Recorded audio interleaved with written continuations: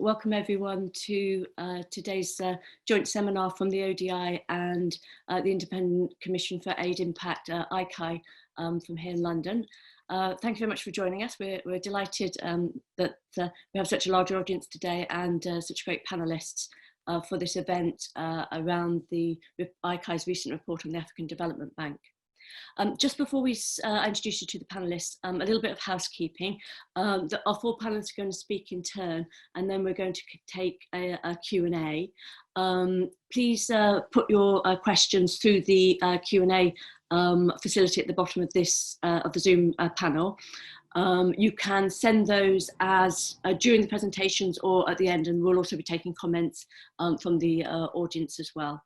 Finally, if you wish to do any tweeting, you can use the hashtag #UKAid, and you can also find us as @ODIDev, DEV, and @ICAI_UK. Okay, let me start by introducing our panelists. Firstly, we have the great pleasure to have with us Tamsin Barton. Tamsin is the Chief Commissioner of ICAI, and she's the Senior Executive responsible for all of ICAI's reporting, including to the UK parliamentary committees. Tamsin has 25 years experience in working in international development in a variety of policy and management roles. Most recently, just before ICAI, she was the Chief Executive of Bond, which I'm sure many of you will know. It's an umbrella body for the UK-based international civil society organisations. And Tamsin has also been trustee for SOAS from 2015 to 2019, and she remains chairman of the SOAS's Remuneration Committee and chair of the Southeast Asia Academic Arts Programme. Secondly, joining us is Dr. Mark Stevens. Mark is Director of Open Cities, which is a consulting organisation that specialises in sustainable development. Mark also acted as team leader for the report. Mark has over 30 years of experience acting as a consultant, including at McKinsey, the World Bank, and worked in human rights in Palestine. He holds a doctorate from New York University. Then I would like to welcome our two commentators, both of whom are leading academics in the field of development economics for Africa. Firstly, Radu Upadhyaya, who is a research fellow at the Institute for Development Studies at the University of Nairobi. Radu has a very broad academic background, including teaching and leading research at the University of Nairobi, and she specialises in finance for development. She's also particularly well known for her academic work in the Kenyan banking sector, banking regulation in East Africa, Africa firms, Africa entrepreneurs, and informality in the region. She also has undertaken extensive public service, including as a member of the governance body for financial sector deepening, Trust Kenya, and she holds a doctorate from SOAS at the University of London. And last, but of course not least, we have Eke Ikpe. Eke is a senior lecturer in development economics at the African Leadership Centre at King's College in London.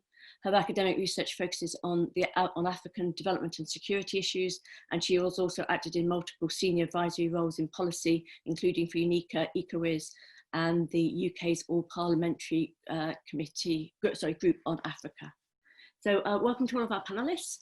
We're going to start with Tamsin and Mark, who are going to give us an overview of the report and its findings, and then we're going to invite Rada and Ika to comment both on the report and also on the broader context of financial development in Africa.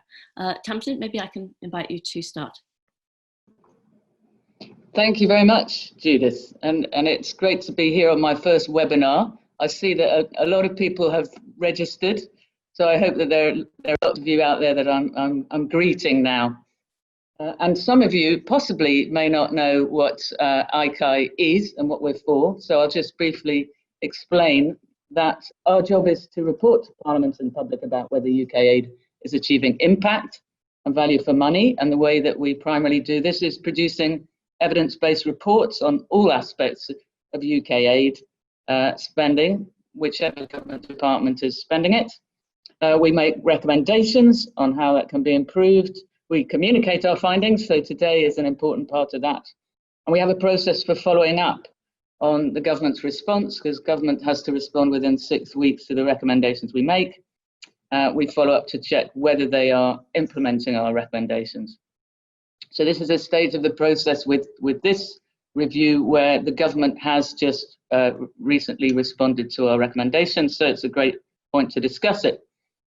Stepping back a bit, I think it's important for you to know that when we had a consultation about the topics that ICAI should review, the number one topic or area that people felt we should be doing more on was on multilateral aid spending, because it's such a high proportion of the spending and perhaps less well understood. But it does bring extra challenges in reviewing it effectively. And this was our first effort in the third ICAI Commission to try and illuminate the value for money for the taxpayer of the individual British pound, if you like. So looking at what the organisation has achieved, a bit along the lines that the government's traditionally conducted its multilateral development reviews. So in the past, ICAI had focused much more only on the UK's role in relation to multilaterals. And we have done that, of course, in relation to the recommendations. But there's been a real attempt to engage with what the bank in this case was trying to do. Another way in which this review is remarkable is that it's definitely ICAI's longest ever review, and that's because it happened in somewhat turbulent times. So right at the beginning, then our key counterpart in DFID was redeployed in the context of preparations for Brexit, so that delayed it starting for 2 months, and then it was delayed for another probably more than 2 months thanks to COVID at the end, which did complicate matters. I should also explain for those of you who know about it that the independent inquiry into potential ethical breaches on the part of the president of the African Development Bank, Adesina, occurred outside the period when we were gathering evidence, although by coincidence in the final stages. This was part of the context in which we were preparing our review for publication. And there's one other thing that I would particularly like to draw your attention to in our approach to this, because I'm not going to go into the details of the methodology, but we did make a real effort to answer the question as we went, compared to what are we judging success or lack of success. So we made a big effort to find data, figures, evidence, to try and compare the African Development Bank with the nearest we could get to peer organisations, to other MDBs, and as appropriate, other development financing institutions. So we think that that's something that is of great value, and perhaps you might find there were some surprises in it. So I think those are all important contextual issues.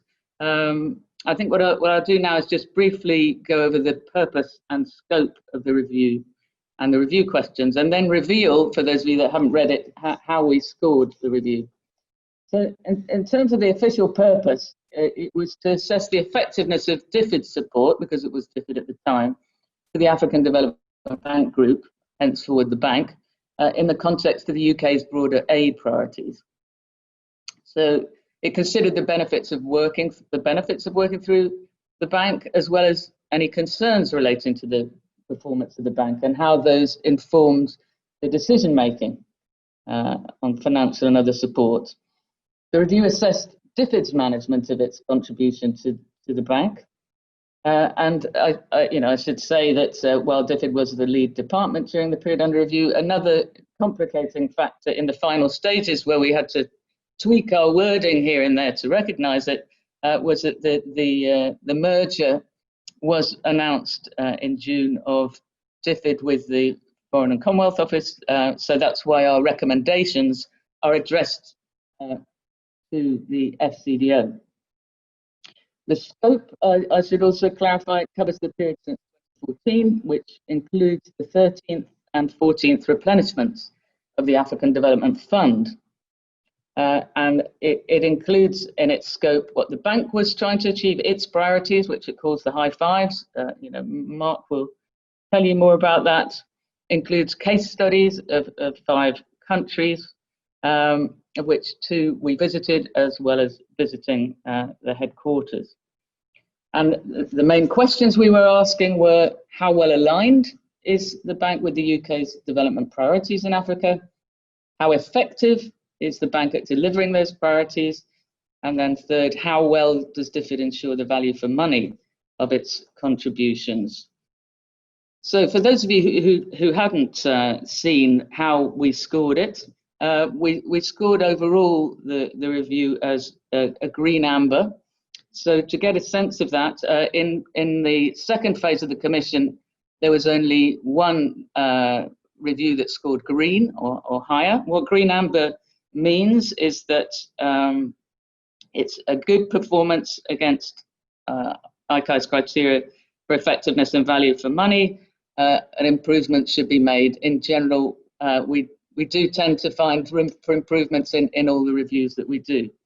So I'm going to hand over to Mark to take you through the findings, and then he'll come back to me briefly on the recommendations. Thanks. Thanks, Tamsin. Hello, everybody, and thanks so much for making time to join us for this discussion today. I was the team leader of the group that produced this report, and the team included Judith, who's chairing the session today, as well as several other people, but particularly Alma Agustastrid and Joe Sinclair from Economies. And I was particularly excited to do the review. I worked at the World Bank back in the 90s, and I've worked on and off with the African Development Bank, but never that closely. So I was really excited to do this review and to learn more about this institution.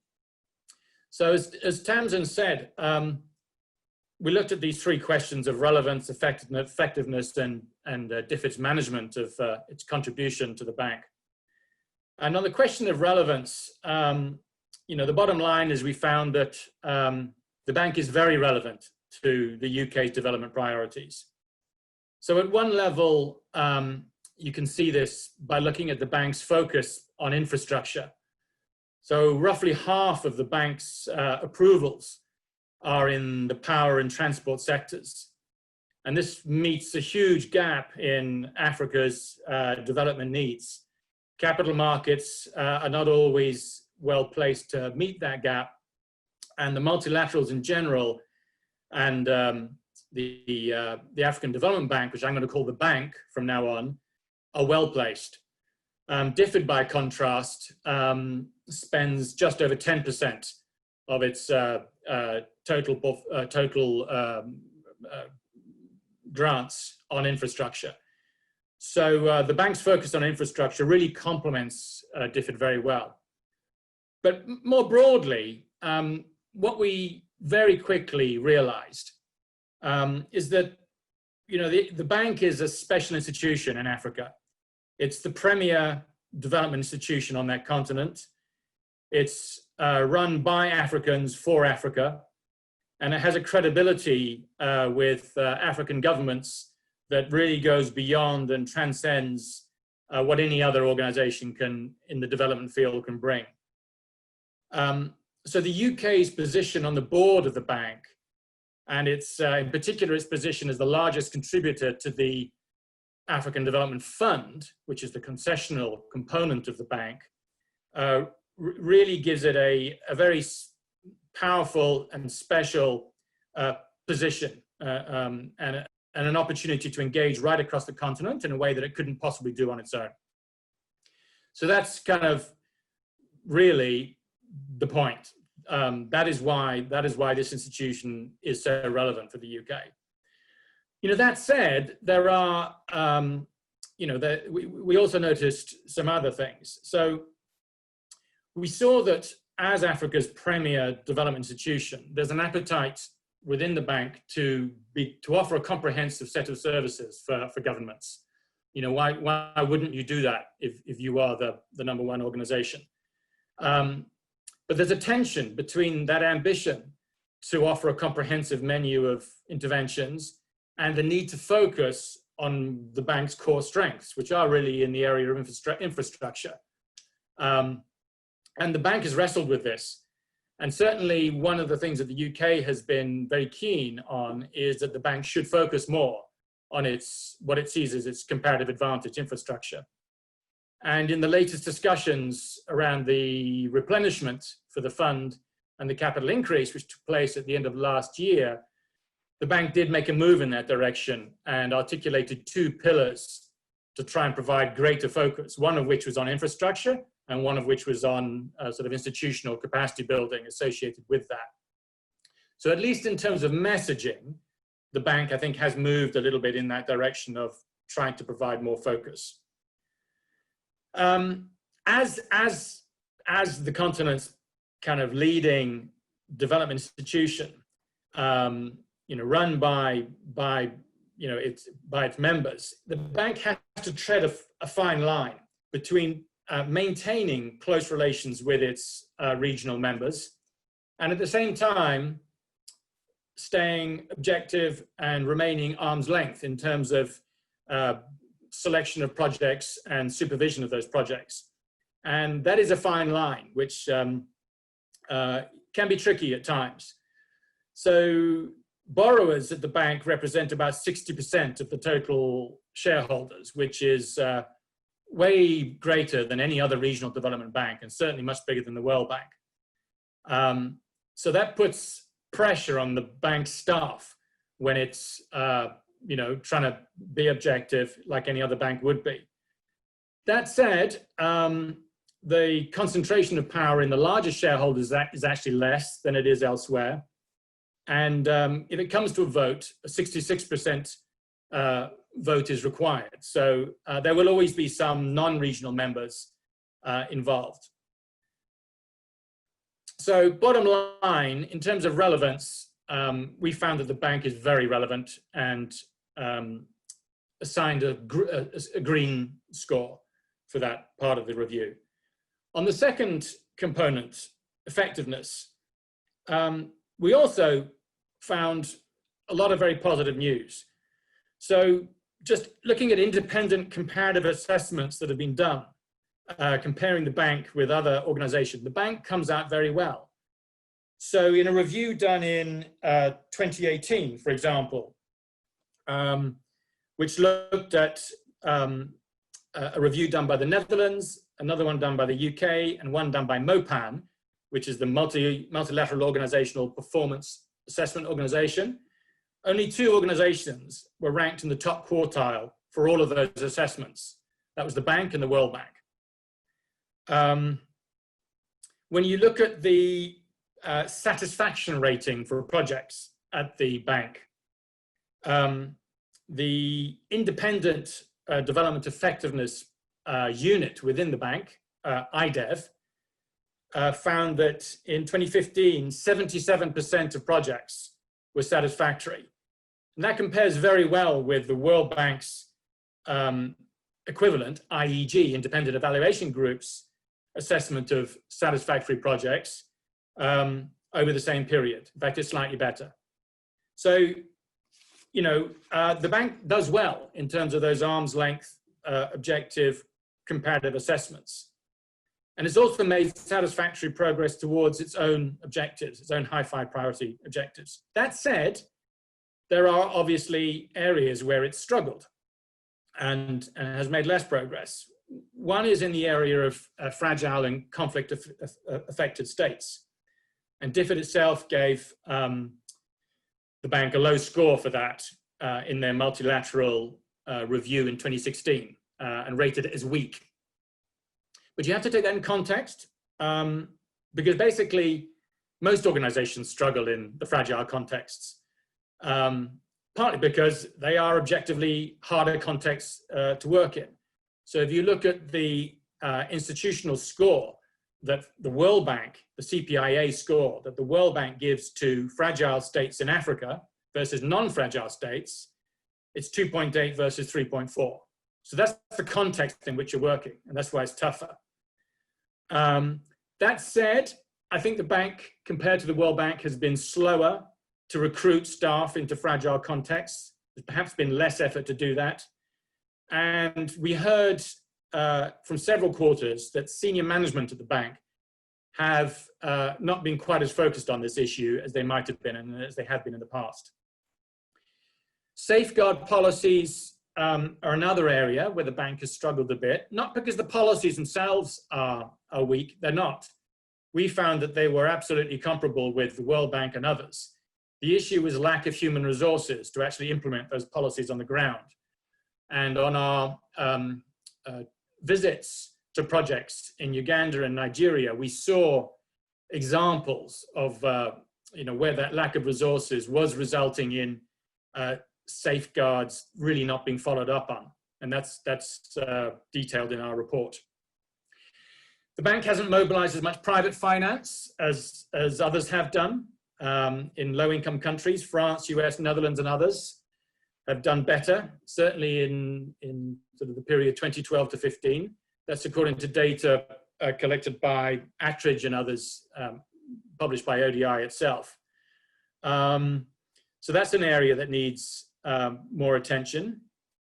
Trust funds are another area which where the bank has been a lot less successful than others, such as the World Bank. And bottom line there is they haven't paid quite as much attention to the fiduciary and results management frameworks that are going to be needed to give other donors, third-party donors, confidence in those trust funds and encourage them to put more money in. So finally, on how well did DFID do managing its contribution to the bank?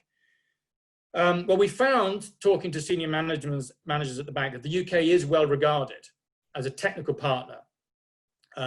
It's paid a lot of attention to business processes, to issues such as gender, to monitoring and measurement of results. All of that, they've got a lot of energy into. Sometimes a little bit too much, bit of a sense sometimes that the UK has waded too far into the weeds, but essentially a very energetic partner. And there are challenges that the UK has been grappling with. The overall culture of performance in the bank isn't necessarily what it might be. There's a bit of a preference for form over function, we found. Rules rather than individual accountability, risk aversion, none of which is necessarily surprising. I think when you're in an organization which is criticized left, right, and center, you do become risk averse. But that's the kind of culture which the UK has been trying to change. That said, we found one example where we felt that the UK had crossed the line in its management of performance of the bank, which was the decision in 2017 to require what DFID would call a performance improvement plan, which is standard procedure for any project which has scored a B 2 times in a row. Typically, any project that DFID is supporting that gets a B twice in a row will be put on what's called a performance improvement plan. But in the case of the bank, which is a multilateral organization, applying that performance improvement plan framework resulted in a lot of tension and a lot of pushback and a lot of puzzlement from senior management of the bank, and a sense that in a multilateral context, this was a unilateral type approach that really wasn't fit for purpose. And our sense is that, even though it did give DFID sight of some issues, in hindsight, generally it's accepted that that perhaps isn't something that would be repeated. And rather, and actually this is what's been introduced in the latest replenishment and capital increase context, rather a preferable approach is to provide an incentive for good performance rather than a stick for poor performance. So overall, we felt, as a result of our review, relevance was a green, effectiveness was a green amber, and DFID's management of its contribution to the bank was also a green amber. So it was a very positive experience. We had great collaboration from everybody we spoke to in Abidjan and from the field officers in Uganda and Nigeria. And so, yeah, looking forward to the discussion and handing back to Tamsin now. Thanks, Mark. I just wanted to finish up with our recommendations, because those are always what we really focus on in our reviews, to make sure that we follow through on improvements. So as you see, the recommendations pick up the themes from the findings. So the first one was specifically on this question of unilateral reform intervention. So our recommendation was that FCDO should minimize unilateral reform interventions like the 2017 Performance Improvement Plan, which could undermine the multilateral nature of the bank's governance structure, as well as potentially the UK's reputation as an honest broker. Our second recommendation was that FCDO should take a broader approach to value for money. The cost-income ratio ends up always being something that's closely monitored, but here the UK could be losing a sufficient focus on those areas where there are understaffing, which are priorities for the UK, like fragile and conflict-affected states, for example. Our third recommendation was that the FCDO should pay particular attention to ensuring that the bank's environmental and social safeguards are implemented on the ground. As you heard from Mark, good policy, but really not enough staff and focus to ensure that they were happening, and that creates real risks. Our fourth recommendation was in relation to trust funds. So if the FCDO is to channel more resources to the bank through this route, which was being considered at the time of the review, then it's important it should help to build the bank's capacity to manage trust funds, including technical assistance to strengthen fiduciary and results management. So that will be not only good for the UK's investment, but will have a multiplier effect, hopefully building confidence to attract more trust fund money for appropriate priorities. And the last recommendation is about the country level engagement of the FCDO with the African Development Bank. That was something that we really found a considerable gap, and during the period of our review, we could see that there was increasing strategic interest in the bank, so it seemed like an opportunity for change. So our recommendation was that country teams could do more to identify synergies with bank investments, encouraging closer working, better information flows, and better informed oversight. So we're looking forward to discussing the government's response to these recommendations at the hearing in Parliament in due course. I believe that there are some FCDO people in this webinar, but I don't know if anyone can speak to the government's responses on these, but happy to talk more about them specifically as needed. But for now, I'll pass back, as from the ICAI side, we've finished our presentation of the review. Tamsin, Mark, thank you very much for that and for highlighting both the the value that was found in the report from the of the AFDB, particularly in infrastructure, but also its nature as an African institution run for Africans, as often described. I think to some interesting points about some things that the AFDB could do better, particularly in fragile states and safeguarding, but also some pointers for the UK about how they manage their relationship with the AFDB.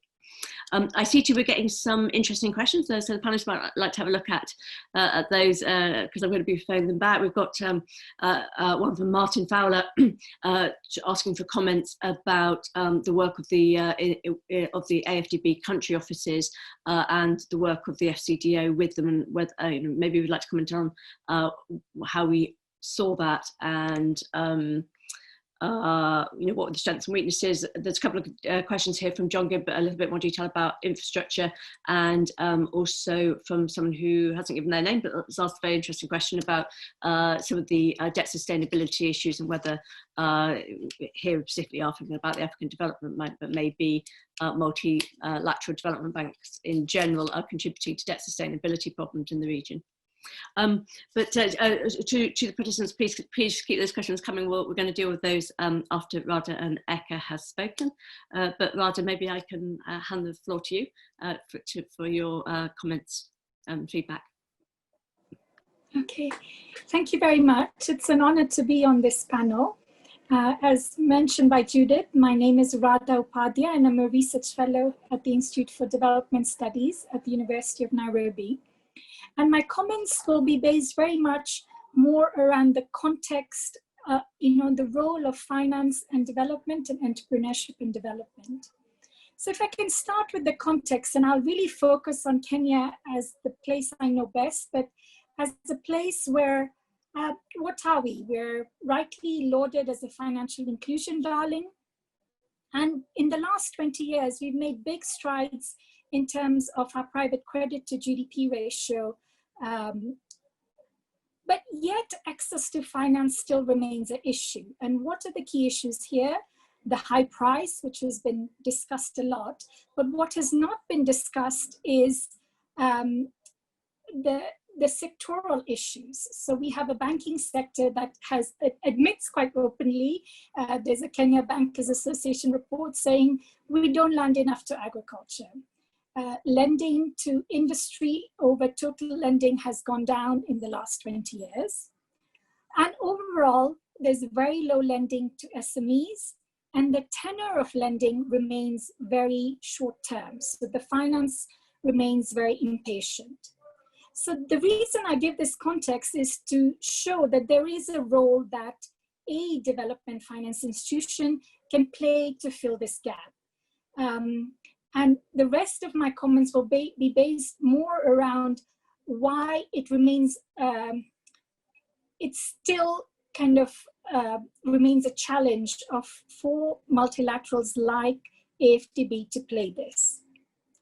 The other context I'd like to provide is the role of industrialization in development. I think we're now all at the stage where it's accepted that sustainable industrialization is needed for economic transformation. It's in the SDG 9. Industrialize Africa is part of the high 5 priority for AFDB. And it's also a priority for Kenya in terms of the Big Four agenda and previously the Vision 2030. What I feel this report doesn't recognize, and I feel there's a need, and it's linked to some of the questions that have already come, is that there's a conflation between infrastructure need and industrial need. And I do not feel all infrastructure lending is useful for industry. In the specific context of Kenya, I do feel if AFDB had lent that same amount to build feeder roads rather than the Thika Road Highway, it would have had a better impact in terms of economic transformation. The next area I want to speak to is more related to AFDB in the private sector lending. As Mark mentioned, AFDB rightly has done really well on large energy projects. So most of its private sector lending is around this. And in this report, what I found most interesting was on page 15, where the approvals by sector, Industrialize Africa, which is a high 5 priority, but includes finance and transport, got 14% of total approvals. But loan approval for industry was only 1%. So that I feel is a key challenge that needs to be tackled, and I hope we can have a bit of discussion on that. I'll now speak, continuing this from what I've learned from a research project I'm doing on patient finance, but also from other industry experts. AFDB is seen as great for energy infrastructure projects. They're great at doing big power generation projects, though I think still some work needs to be done in terms of the impact, in terms of actually reducing power costs throughout different African countries. What it's not able to do is lend to industry, where projects are generally much smaller ticket sized. I saw in the report a mention of the reviewers having spoken to Dangote. My personal view is it's actually quite easy to lend to Dangote when it's got to that size, but the the need for lending or borrowing in Africa, whether it's the kind of mediums of $1 million, there's really no one doing that to make firms go from the medium to large size. And there is a key challenge because it involves judging market risk, which I feel most DFIs still don't have the capacity to do. And lending to industry also requires building capabilities, which is a very long-term learning by doing, high-risk projects. And it I feel, needs a change in mindset of how DFIs actually lend. And in turn, what donors expect from DFIs in terms of the return. In relation to lending to SMEs, AFDB and a lot of other DFIs have taken the focus, have taken the view that they lend through banks because they obviously cannot lend directly to SMEs. And for example, in 2014, AFDB approved a 148 million line of credit to Equity Bank. And the idea is that this will help increase the tenor of loans given by banks because these in turn are quite long-term. However, I really struggled to find data on the impact of this. And it's not clear that banks are using these funds to lend to SMEs. And in a highly liquid market like Kenya, I think the issue of lending to SMEs is quite complex, and it's not clear that these lines of credit, which are also mentioned in the report, are actually doing what they were intended to do. I'll now finalize with two other broad comments on the recommendations of the report that I found a bit confusing, or I found the first regarding trust funds. Now, I'm not clear why this report is advocating this. And whilst I see it as a useful tool for pooling together funds, for example, on infrastructure funds or climate change funds, and I think AFDB has done a lot of that, how this will impact industrialization as a high-five priority, I'm not clear about that. And finally, the recommendation about including CSOs in improving the environmental and social impact of AFDB or other DFIs. Again, I'm not 100% clear how this will help. Maybe in kind of big energy projects where CSO is linked to local communities, I can see where there's a clear chain of how linking to CSOs would help. I personally feel that DFIs can help in environmental and social standards upliftment of industry, including the decent work agenda. And that can be done through, through its lending, but I'm not clear how CSOs or linking with CSOs would actually help in that issue. So I agree that DFIs have a key role to play in improving environmental and social standards, but I'm not clear that linking up with CSOs is the best way to do this, which is one of the recommendations of the report. So those are my comments for now, and I look forward to the Q&A and the discussion. Thank you. Okay, Radha, thank you very much for that. I think you raised some very important points there, not just for the African Development Bank, but for development banking more generally, especially in the region, and whether it's really being effective, not in just in specific projects, but in its greater role in structural transformation of economies, and particularly the industrialization agenda, but also whether the assessment of inclusiveness and the nature of inclusive growth has also been adequately reflected, and not necessarily the type of projects that we might think. But you mentioned, the way in which road infrastructure, for example, is being developed, and whether there was excessive looking at sort of large projects rather than those which may benefit poorer households and increase the inclusivity of growth. So thank you very much for those remarks. I'm going to ask Mark and Tamsin to respond to some of your other remarks that you made there about trust funds and CSOs. But let's turn to Eka, and let Eka, maybe I can give the floor to you to make your comments on the report as well. Okay, thank you very much for that. Thanks to all, to everyone for being here, of course, and to Uday for inviting me, and of course to ICAI for this important review. You know, thanks for the comments you made, and Radha as well. I think those are very rich, and I'm hoping I can build on that as such. So I'm going to structure these my brief comments in two parts. First, I'll provide a very brief historical context that I think is always important to reintroduce as we try to understand the factors that have informed the bank's priorities over the years. A lot of those are linked to some of what Radha said, and then also to pick on a couple of discuss a couple of points that engage some of the tensions between the bank's priorities and sort of donor concerns, in this case the UK, that have been raised. So on that, I'll talk a little bit very briefly about private sector engagement and questions on regional member states, and then finally the important point on the UK's strategic direction in its work with the bank vis-a-vis the potential for unilateral micromanagement.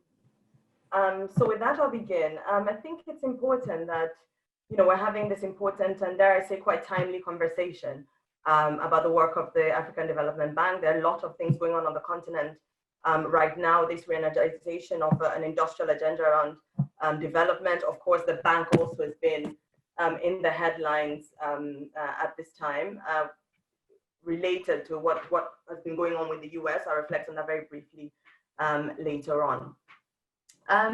So I think when we think back over time, we can see how African political economists, I think of Samir Amin, Claude Ake, Adebayo Adedichi, were very clear about the importance of regional and continental integration for Africa's socioeconomic transformation for a range of reasons. A lot of those are related to sort of challenging the impact of the colonial legacy, recentering the importance of internal markets, a refocus on industrialization as being very much central to economic development, economic transformation. And as ultimately, in the end, what was all this about is also about repositioning the African continent in the global economy. So challenging its positioning in the global economy. And a lot of this is articulated in the Organization of African Unity's Lagos Plan of Action. And there's a very clearly articulated role for finance. So there's a clear point is made about how especially the African Development Bank was supposed to support national and regional industrialization processes with infrastructural investments, projects, and technology acquisition. And I say this, it seems like a long time ago, but I think this has remained a part of the DNA of the African Development Bank in spite of shifts over time for a whole range of reasons, not least the shifts in the movement of global development policy. So I would say that as part of that, this focus on infrastructure has been long-standing, the focus that's highlighted in the report, the focus that Radha has also critiqued somewhat now, has been very central to that. And also this has been a space where the bank has been successful over time. But I think this focus on infrastructure has also been because of the deficit on the continent, especially that emanated from the colonial period. And we see a resurgence and a refocus on this with the bank's, the high five that's already been articulated. But I think key points that continue the bank's focus on sort of the original idea of what socioeconomic transformation looks like in Africa, especially the points on regional integration, investment in energy, and of course, industrialization.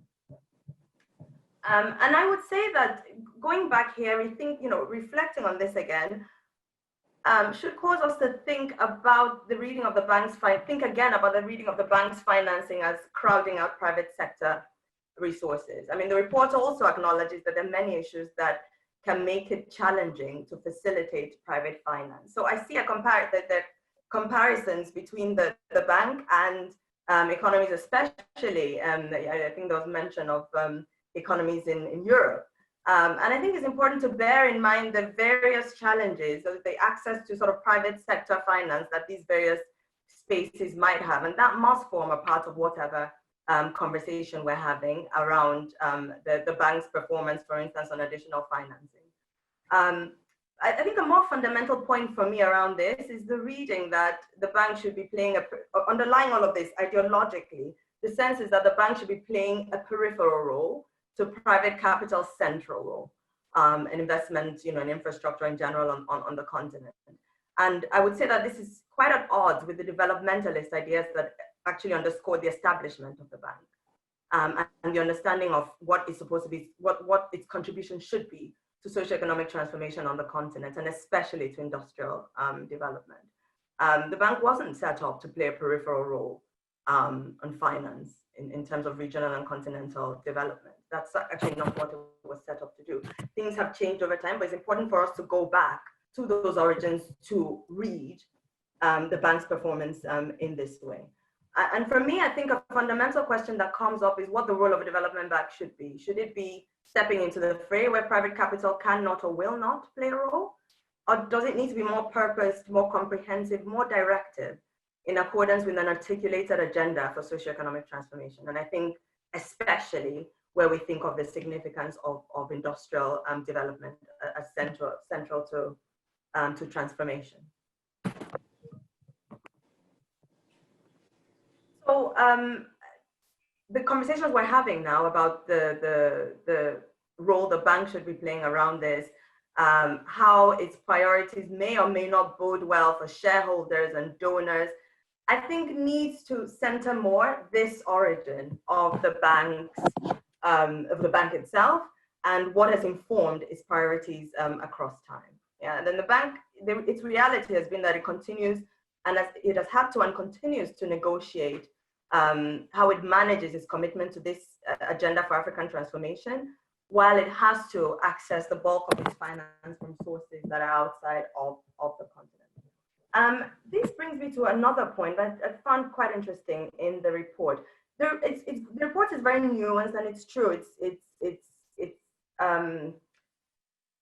very nuanced and very careful, and very detailed in its findings.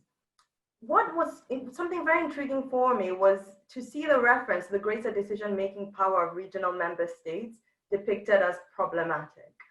And I think, again, we must bring back to the fore that this was a very deliberate and a hard-won negotiated outcome. That the bank has a structure that tilts its decision-making power in favor of regional member states because the bank was set up to address the needs of regional member states.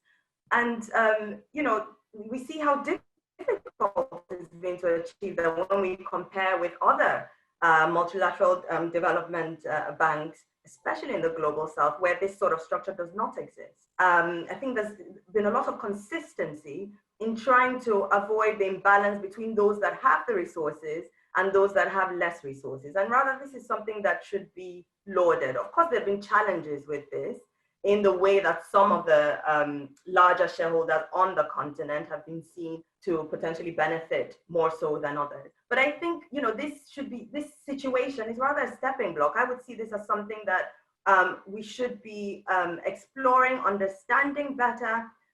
It's something that we should see more widely. It should be a more widespread practice that the regional member states have a greater say in the functioning of their development bank. I think all of this speaks again to the origins and the roots of the bank as anti-imperialist and supporting socioeconomic transformation for the whole of the African continent, and the understanding also of the interdependence across regional member states. We've seen this very recent interesting work that actually speaks about experiences in China and in Peru around how multilateral development finance can actually be anti-imperialist. And I think it's important that we bring this back to the fore in these conversations. Right, I come now to another point, or my final point really, reflecting on the UK strategic direction vis-a-vis what has been seen potentially as micromanagement in its work with the bank. And the report, I think, very usefully highlights this situation with the 2017 Performance Improvement Plan, that's also known as the Accelerated Delivery Plan. where we see the UK deploy its donor leverage to enforce its implementation of particular policies. And many challenges are raised with this situation. I think especially striking is the point around unilateralism versus the bank's multilateral structures. I think here, I can't help but mention what went on with the US rejection of the African Development Bank's governance processes in relation to resolution of allegations of misconduct against the bank's elected president. This point was made earlier, the newly elected president Adesina earlier this year. And I've argued this elsewhere, how the deployment of donor leverage by powerful and influential hegemonic finance economies is used to insist on a vision, on their vision of how things ought to be done, how policies ought to be implemented. And I think what's very interesting, or what's common here, and the I guess modus operandi of this, is the way in which how these visions are presented as the norm. They're also presented as benign and apolitical. While when we think of Africans' control of the AFDB, this can be depicted as lending itself to politicization, for instance. And essentially what we see here is how finance, and indeed they are, cultural hegemons, can see the objectives as benignly adhering to some higher standards, even when these can be due to ideological positionings. And it's very essential for us to bear that in mind when we're reading these situations. I think in this UK case and in the US case, we see a situation where processes are wrought by both these countries and are seen as being superior to those within the bank. And it's not always clear why. I mean, the report also highlights that. And in the case of the US, you see the vindication of the bank's processes, again, raises questions about where this superiority comes from. And I think, the final big point I want to make here is that it is very important for us to reflect on this, especially at a time where we see the transition, where we've seen already the transition of DFID to FCDO. Because as part of the conversations around this transition, we've heard a lot about the concerns about how the focus of the FCDO may well increasingly be on the UK's narrowly defined interests. Yeah, and also around how the UK might align its ODA to those narrowly defined interests. So, what can this mean going forward? At this point in particular, I think it's a very important moment to be having this conversation. I think certainly we've seen with the bank and also key African voices on the continent that there is an appetite to defend the bank's position in particular spaces. But beyond that, what we know is that this use of donor leverage does impede on the work of the bank. So it has an impact, even if it's a situation of how drawn out the resolution of this situation can be. And the report itself highlights what the impact of this situation was on the bank's activities. So I'm going to end my remarks here, and I look forward to the exchange of ideas that follow. Thank you very much. Okay, thank you very much. I think there's some very insightful comments, particularly around the nature of the governance structures and the relationships with the donors and the bank in its regional role. Maybe too, I think we should start the discussion because I'm seeing some of the questions that are coming in. So for those of you who are attending, please do continue to send them. But I see we've got a number of questions on a similar theme, and particularly around some of the criticisms that have been made in the report, I think, around the UK's approach to micromanaging some aspects of the bank in the past, and to Eka's points as well, which is, criticisms that we've heard about the relationship. But obviously what's interesting for us at this time is that the UK in particular are entering a new phase in terms of the political economy here. Of course, we've seen the merger of the Foreign Office and DFID into the new FCDO. And there's several questions here, which Tamsin, I hope you've seen here, about how do you see that working? And I guess there's quite an interesting question about the one government vision that the UK has put forward, which is about, of course, close coordination now between what was DFID and the Foreign Office, but also about UK commercial interests, and about other aspects of UK policy in the region, in particular I'm thinking of CDC, for example, which is of course a unilateral institution, nevertheless with some overlap with the AFDB. Tamsin, maybe I could ask you what your thoughts are on what would be an ideal relationship for the FCDO to try to develop in relation to its work with the African Development Bank, both at the head office level, but also someone's raised the point here around the country offices as well. Tamsin, would you like to take the floor and make a few remarks from your perspective there? So just on the FCDO point, then, I guess, you know, what's the ideal?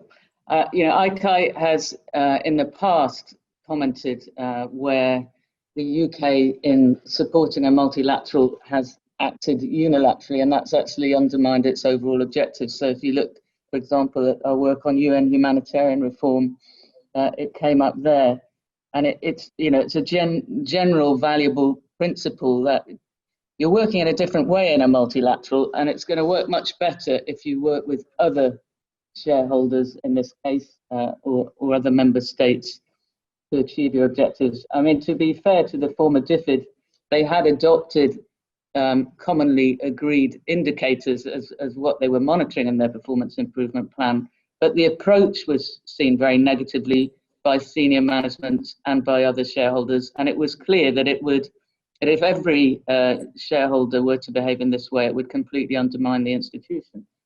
So it's certainly to be hoped, and the indications are that approach is not being seen as the most effective now. So there are more rewards, if you like, for you know, following commonly agreed positive directions rather than unilateral punishment for not following UK specific directions.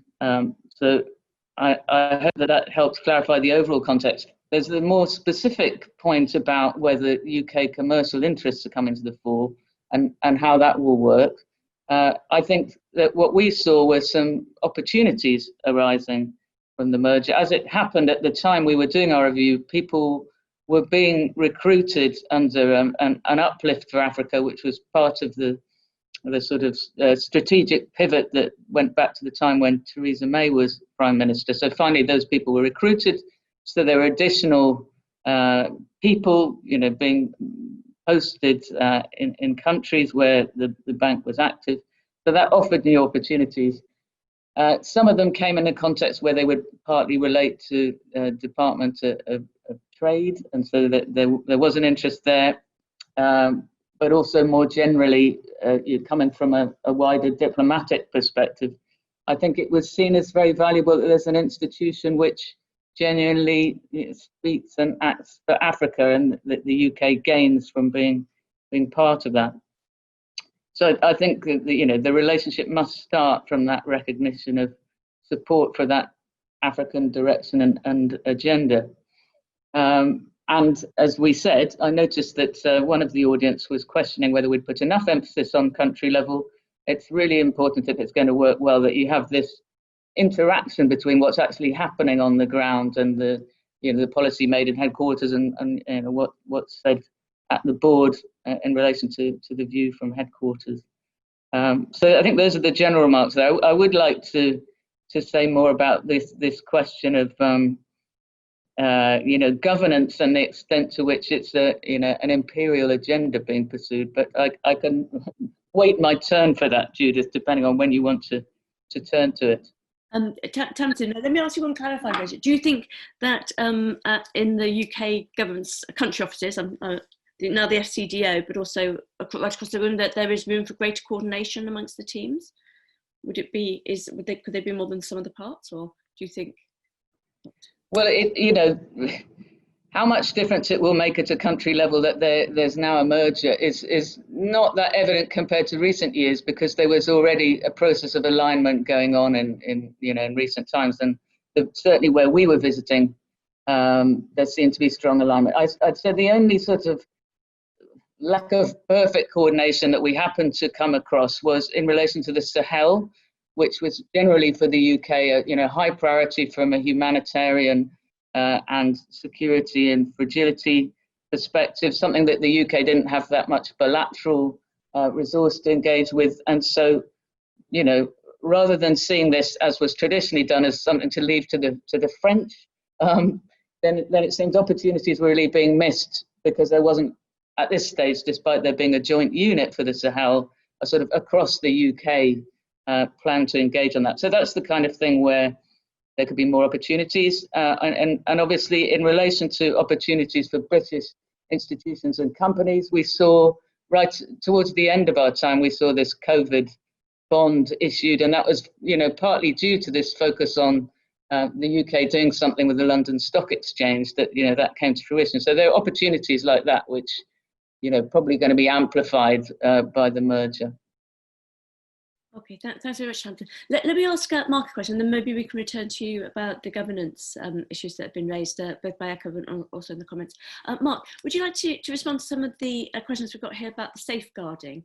There's a particularly interesting one here about one of the recommendations is to ensure environmental and social safeguarding are implemented by the bank. Is it this due in part, the report suggests it is in part due to an unwillingness by the bank to challenge their regional members. Does this speak to a wider problem for the bank and regional development banks?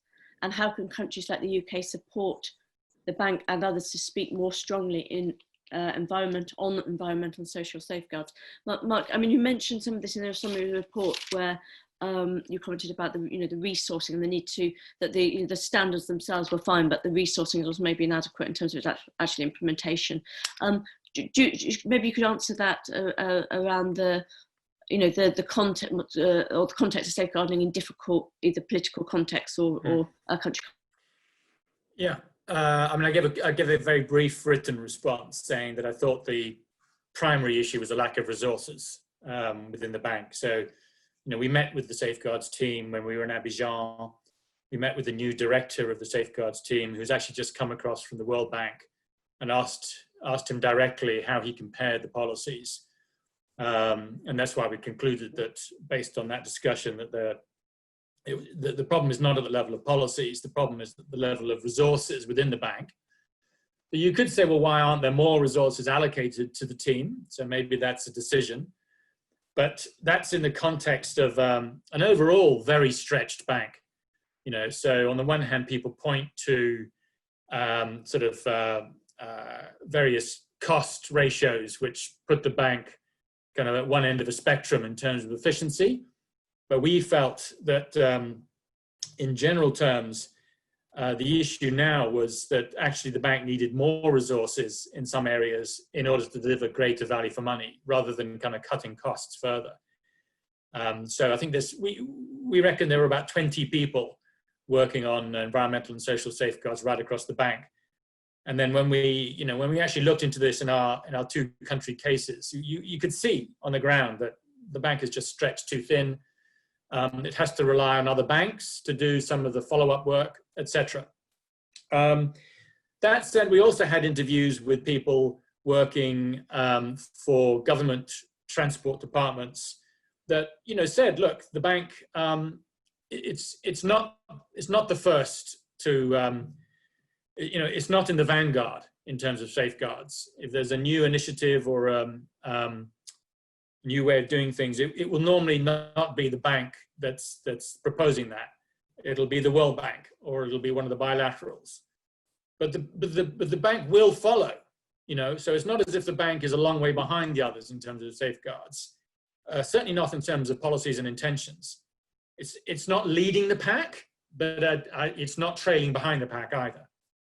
And yeah, that's it really. And I think that's what we found. That's what we saw. Yeah, thank you, Mark. Yeah, I think there's a little bit of a difference between something that is value for money and something that is cheap, in the sense that value for money is about being efficient, but you also need the resources to do a particular job. And when it's only 20 people for the whole of the African Development Bank, it's a pretty a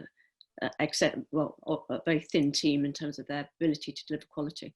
So we saw some very impressive stuff in Uganda around one of the road projects just on the border with Kenya, some grievance redress committees that were set up. you know, all along the road development, and talked to the people involved in those, and really came away with a good impression about how actively they were engaging with the communities, kind of sniffing out issues, you know, on the interface between the workforce and the local communities. Some of that had been put in place in 2016, 2017, after a major scandal occurred on a World Bank project, which suddenly made people aware of actually, this was a safeguarding issue, so it was a sexual harassment issue. But the bank very quickly put in place its own procedures. So, you know. Yeah, it was certainly my impression that particularly at the roots level of people executing projects, such as in some other, you know, the field work we did in country, that the staff at the bank were very concerned about these issues and aware of them. And in many ways that counts as much as having a great safeguarding team, and that you have people at the project level who are want and know and do the right thing in terms of the delivery of their projects. It's just the reality of these things is always just so complicated. So, you know, one project we went to, you know, it was a displaced persons project. Families had been moved several years before. Where do you move them? Well, the reality is, you know, land costs money. So they end up being moved to land which is quite cheap. What's cheap land? It's land that's a long way away. So these families had been moved to really very remote places that were not well connected. And then no one had kind of followed up. You know, because that's what happens. Organizations move on. So I'm not saying it's kind of drastically worse than elsewhere, but if you're short of people, then you're not going to follow up several years later. We did. And there was a problem because these were stranded families, and people had forgotten about them. So we pointed it out. Yeah, thank you very much, John. Tamsin, let me refer back to you, because I think you're going to make some comments about the governance structure as well at the bank. And as we know, there were challenges to it in relation to Adesina recently, although, as Eka mentioned, there was both an internal and then an external investigation which exonerated any wrongdoing at the bank. But Tamsin, would you like to comment more broadly on that topic? I would, and I'm actually going to preface it by picking up something on safeguards, because in talking about governance, I want to talk about, if you like, checks and balances to control any potential conflicts of interest. And you know, a question was brought up as to why we had said there wasn't sufficient engagement with CSOs, and this was just one of the areas, and of course there are others, gender, decent work, and so on, where it's very striking compared to other IFIs and MDBs that there was very little interaction from civil society, and certainly not, you know, from the ground level, which didn't really help in, you know, the right kind of accountability to citizens for the bank's activities. So that was striking. And one of the most interesting things that I heard from one civil society participant, who was an international NGO representative, was that headquarters was not interested in bashing, this is informally, the African Development Bank, but only institutions like the World Bank and the IMF. And that was something to do with it being an African institution, which brings me to the wider points raised by Eka and others about governance. And I mean, I hope it did come across. You've rightly said that we do a lot of saying on the one hand and on the other in our report. That's dead right. And I hope it was clear that we were pretty positive about the African Development Bank's African nature, and, you know, the advantages for the UK in engaging and in supporting that and in not undermining that. Having said that, I think that there are some real challenges in ensuring the right checks and balances for governance, which in the African Development Bank's case sometimes come out in the regional versus non-regional question. And before I start addressing this tricky area, I should say that a part of my CV that Judith missed out was that I spent something like 6 years working for the European Investment Bank, and a couple of those on the board of the European Bank for Reconstruction and Development. And so I always had in my mind, you know, other MDBs and how they work. And I, you know, at the EBRD, we actually had a process which was meant to increase the control of recipient countries, although in the event it only gave more control to Greece, which wasn't the original intention, because of course it became a boring country during the time. So I think while I was at the European Investment Bank, then it very much struck me that there are constant risks of vested interests leading to poor lending if the governance means that there are no checks and balances when the political representatives, chosen by their countries to have a leading role in decision making in the bank, are under enormous pressure. And I was there during the time of the financial crisis. So there are always kind of potentially threats to good decisions, and often the most difficult things don't get done if there aren't those checks and balances. In the EU, which is where most of the lending happens, then sometimes the checks and balances would come from the way the governance was set up. But I think it's arguable, although a completely heretical position, it would have been of benefit to the EIB had they had non-regional shareholders as part of their setup. I don't see them agreeing to that anytime soon. But apart from that potential way of doing it, there are, of course, ways of arranging the decision making to mitigate against.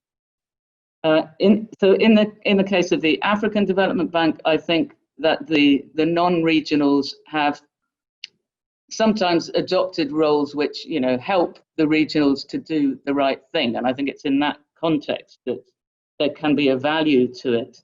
The governance has been calibrated quite carefully in relation to the voting powers and so on. What I don't think I would really comment on in any detail is the issue of the allegations about President Adesina, because we weren't looking into that, and we certainly weren't in any position to second guess what the review found, or to to know what the basis was for the US and others. I think the UK went with them in the end in deciding that there needed to be a further process. But I think it is fair to say that it is always good that there are several layers of checks and balances to ensure that ethical breaches are not left untouched. And I noticed there was lots of comments about this kind of issue on the internet, with some people saying, some people saying on the one hand, well, these are just racist attacks on President Adesina, whereas others saying, the truly African thing is to make sure that we have, the proper checks, and that we have the high ethical standards that we should be known for. So it's probably as much as I can say on that. I mean, we didn't review the governance. We were just looking at some of the consequences of it, basically, and how decisions were made. Tamsin, maybe I can ask you one final question on the governance, which is from a question from the audience, which I think is quite an interesting one, but more about the FCDO. The question is, the FCDO's response says it will accept all of the recommendations except the first one, which it partially accepts.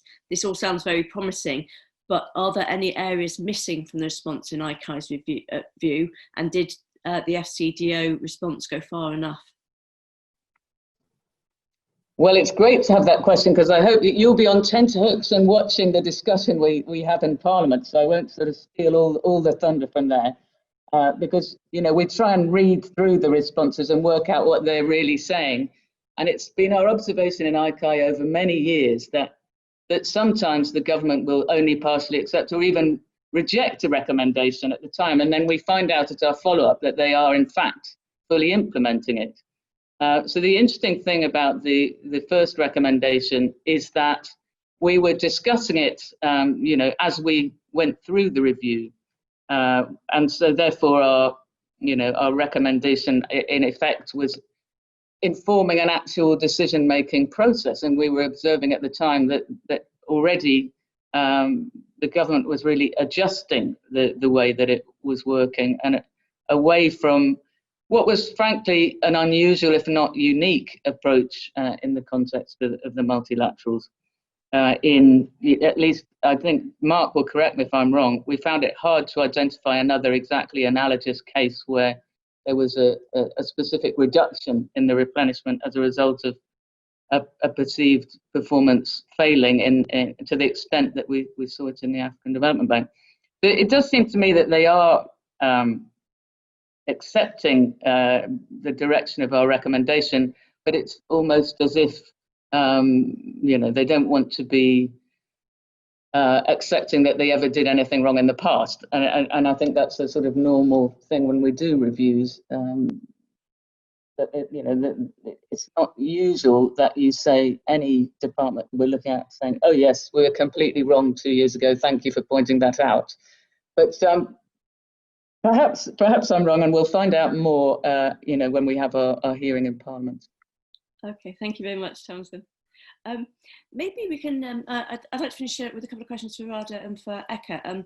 Really a little bit more about some of the criticisms that they made in their comments, but what they would like to see done, or what could be more positively done, possibly through the African Development Bank, but also more generally. Radha, I don't know if I could ask you first. You raised this, the comments about the lack of financing in some key areas for industrialization, and particularly the fact that I think you said it was 1% of financing is going into private sector industrialization. And I see we've also got some questions about the low level of financing that's going to the agricultural sector, despite of course it being a sector of very high level of concentration for low income households in the region. What do you think could be done to increase those type of the financing in these sectors, either by institutions like the African Development Bank or more generally? As I said, I think there are no easy answers. There was a question on the agriculture. In this report, again on page 15, agriculture by sector got 11%, and then by high priority, the Feed Africa also got 11%. I'm sure there are different overlaps.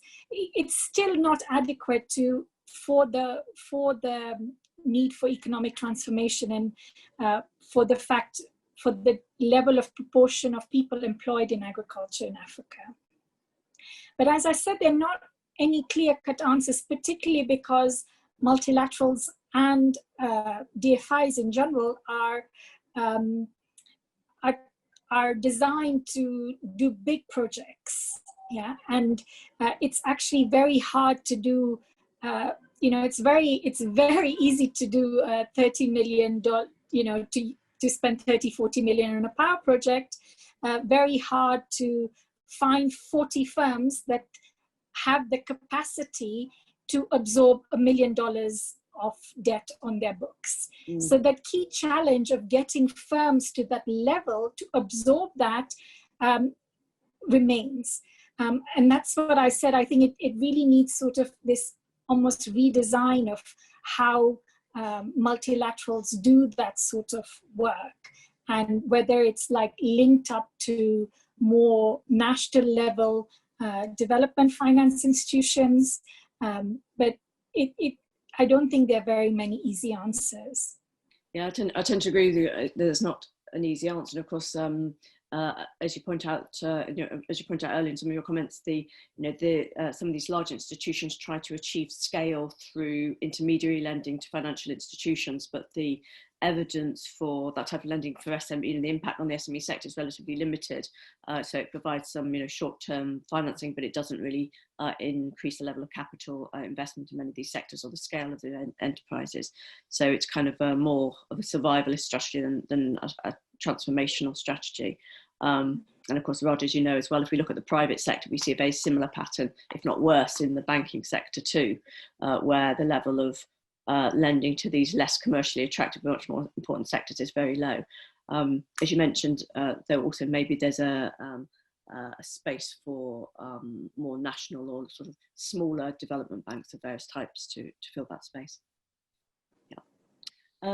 So we've only got a few minutes left, and I want to thank you very much, Val. But Eka, maybe I can just ask you a little bit more to expand on your remarks. You commented about the some of the criticisms of the governance structure and the relationship of donors with the bank.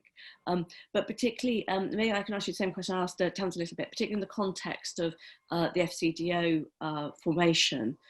What do you think would be the top policy recommendations for the UK to rethink some of the nature of their relationships and governance of some of these institutions, particularly those where they are donors, but also maybe should be stepping back in terms of the African ownership. I use ownership in a loose term, but ownership and governance in the region. No, thank you very much for that, and thanks for all the comments, of course, but Tamsin's reflections also earlier on.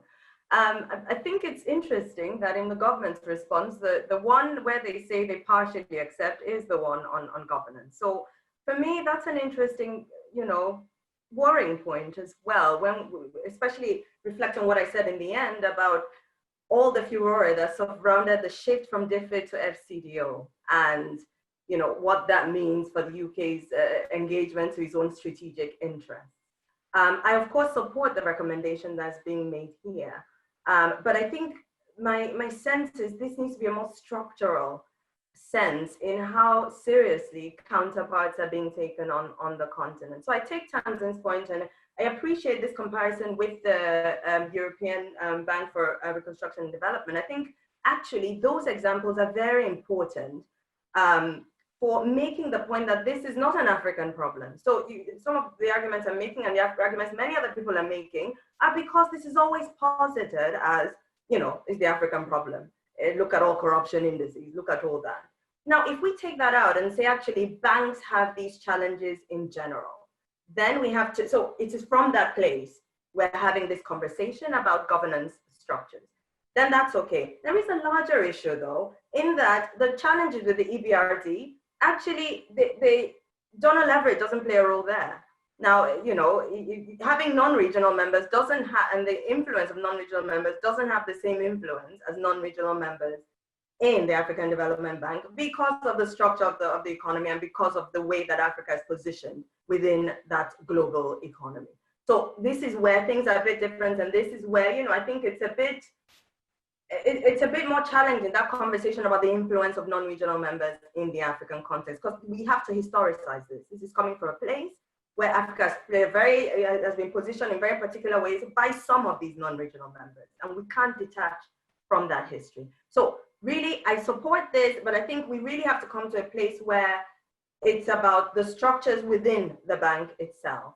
How do we, so yes, in the end, we come around to that, but this sort of unilateral actions around this is how things must be done, must be problematized. We must also problematize how these are presented as the norm, right? This is the norm. This is how things ought to be done. Where does this come from?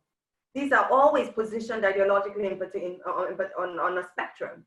They come from an idea around market fundamentalism. They come from, so we must, I think, recognize all of those in the conversations. That's how I wait to see this. So not a simple answer, I'm afraid, but I hope a helpful one nonetheless. Thank you very much. Let me just answer a couple of the questions. Maybe I'll answer them just in terms of timing, just but such that people have had responses. And then I'm going to ask each of the panelists to make a couple of concluding remarks. Radha, I'll ask you first, then Mark, then Tamsin, if you could go last. So Roy Cross asks, what hope do we have of placing a piece in the Daily Mail to publicise the excellent work DFID does with the AFDB? I have to say, I have personally quite a cynical view of the press, and unfortunately they love a bad news story, and I'm sure Tamsin has had many experiences of this, where they tend to, of course, particularly maybe a newspaper like the Daily Mail that has a particular political agenda looks, and searches for the bad examples, and of course there's also always going to be some failures as well as successes. We just have to try to, I think, be balanced when we see in the press ourselves, but also be aware that those who are influential in policy circles often have a much more balanced and nuanced, I was about to use intelligent, but maybe you read the Daily Mail, intelligent perspective. And we also had a question about, does the African Development Bank contribute to debt problems, particularly in Nigeria? I have to say, personally, I'd say it doesn't. I mean, it is in fact quite a unique source of long-term and often concessional financing, but also quite important is when there are debt problems, as of course we're seeing it right across the continent right now. They are much softer in terms of pressing for payment or for accepting restructuring of debt and so on, and largely because of their dual agenda. I would say personally the problem that we have in the region right now is a heavy level of indebtedness with purely private investors, particularly in the Eurobond market, where they are primarily concerned with repayment and have no interest in the development agenda. And in Nigeria, of course, particularly, it's very pro-cyclical in terms of commodity prices, and therefore the ability to sustain debt is very highly, closely linked to its fiscal situation in terms of commodity revenues. And really long term, we need to think about diversification of economies and weaning countries off that type of pro-cyclical fiscal approaches. So I hope those answer those two questions. You can send me another answer if you disagree with that. Right, we've just got 5 minutes now, 1 minute each for the panel to round up with a couple of, I hope, pithy points that you might like to make, or what stood out for you from the discussion. Radha, would you like to go first? Okay, thank you very much. I think I think my final comment would be just very much based around the discussion we've been having on industry and agriculture, that whilst I feel that they're very hard to crack and very hard for development finance institutions, I do believe that that's where the main productivity enhancing measures will come. And it's really important whether it involves a change in mindset or a change in the way staffing is done of DFIs, or it's really important that that agenda is not forgotten because it's not easy to do. So I'll just leave it there. Thank you. Okay, thank you very much, Radha. Eka? Thank you for that. Thanks to everyone for this opportunity. It's been fascinating. I agree with Radha entirely. I mean, I think especially, agriculture, but also linked to structural transformation of economies. I really think socioeconomic transformation is centered around these real sectors of the economy. And so it's great to see the bank's work on infrastructure spending, but I agree that we need to see more of this. Of course, a lot of what I've said already on the governance question. I think in the report, I was very pleased to see a very nuanced report, very well researched, representing a whole range of voices in there. So it's very good work, I would say. And yeah, on this governance question, I think we need to rethink it. I think it's topical. We've seen the US, this example with the UK. It's not going away, because in the African context as well, there's a talking back. There's we have to engage this, we have to debate this. And it's also because of how the continent is seeing itself and working towards that. So this governance question will not go away. Even though FCDO says it partially accepts this, I think it has to think about shifting on that partial acceptance. Thank you. So maybe a little deeper thinking on that point from the FCDO. Mark?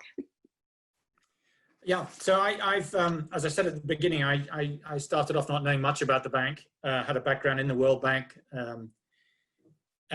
Think I'm probably fairly typical of a lot of people that work in the World Bank, at DFID and elsewhere. And my sense is that the African Development Bank goes about its business in a much quieter way than some other organizations. It's a bit of an untold story. It doesn't produce necessarily the very high-profile research, global research that other organizations do, even though its analysis is good, actually, but it actually doesn't make as much of it as it could do. And it's a bit skint, it's stretched very tightly. So I've come away with a very positive impression of the bank. And actually, as looking at DFID in the UK, at the end of the day, the UK is the largest contributor to the ADF. So it is actually investing in this institution more than anyone else is. So, one can't forget that. For all the criticisms we've made about the approach of the PIP and so forth. So I think the thing that's really needed now is, it's a bit like, the fishing rod and giving the person fish idea. This is an institution that is part of the African fabric, part of the institutional fabric in Africa, and it merits investment. And it's very difficult. So this culture of performance, making sure it's got the resources, trying to shift the culture from kind of rules to accountability, really getting it to function as well as it possibly can do, I think is the priority. And I would love to see FCDO really thinking hard how it can help the bank move to the next level of effectiveness, because I think it's a very, very important institution. Thank you very much, Mark. And I tend to agree that I also came away with a very good impression of the bank and of the work that it does in a good nitty gritty way, not necessarily sort of aspirations to be a knowledge bank, but pragmatic and delivery of some excellent projects right across the region. Tamsin, maybe the last word should go to our ICAI Commissioner. Well, thank you very much. As I mentioned, this was our longest ever review. And, it's great to hear words of praise, which, all should go to Mark, Judith and others on the team for their fantastic work on this review. I think there are actually way more people interested in this webinar than we ever thought likely. We thought this was just a niche interest for those of us who recognize the enormous importance of, well, first of all, the IFI system, but specifically within it, the African Development Bank, which I completely agree with Mark and the others. It's underappreciated, and we hope that our review is going to, put the spotlight on it, at least as far as the UK's engagement with it goes.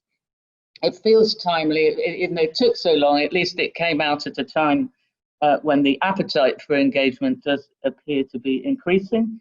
And in our follow-up process, we're going to try and make sure that we follow through the most important areas. The African Development Bank hasn't achieved the billions to trillions, but then neither have the others, as ODI has been the first to point out, the others in the system. But it does have enormous potential to contribute to structural transformation in Africa. And as Mark mentions, the UK does actually play an important role in supporting that if it does what it should. So I hope you'll continue to take an interest in what happens with that follow through. But it's been a really rich discussion today. I've particularly taken away lots of useful thoughts from my fellow panelists. So thank you very much to all of you, and of course also to all the questioners. I'm not sure I caught all of them, but it was wonderful to see that we have an institutional memory going back to the 1980s. So hopefully we fit into that long view. But thank you very much. Okay, Tamsin, thank you very much. And thank you very much to all of the participants for attending the ODI seminar and for ICAI for partnering with us. And of course to Radha and Eka for your great comments. And maybe we should also, for those from the African Development Bank, say also thank you very much to those who worked with ICAI and the ODI on the review. And I hope both them and FCDO will find it useful going forward. So thank you very much.